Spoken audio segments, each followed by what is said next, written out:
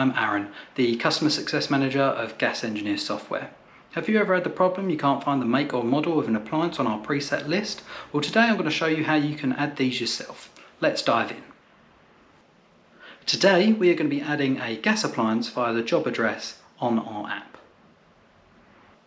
Once at the gas appliance screen, tap the plus button in the top right hand corner to add an appliance. If you're unable to find the make you're looking for, type in the make name and tap the green plus button next to the search bar. This will add this as a make. You can add a type, a model and a location in exactly the same way.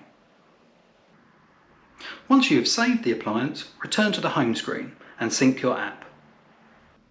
Once synced, you're able to see the appliance will be listed and searched for within the list of appliances as seen here. We do hope this video helps you in the future. If you have any questions, please comment below, and if you found this video useful, please like. Until our next video, thank you.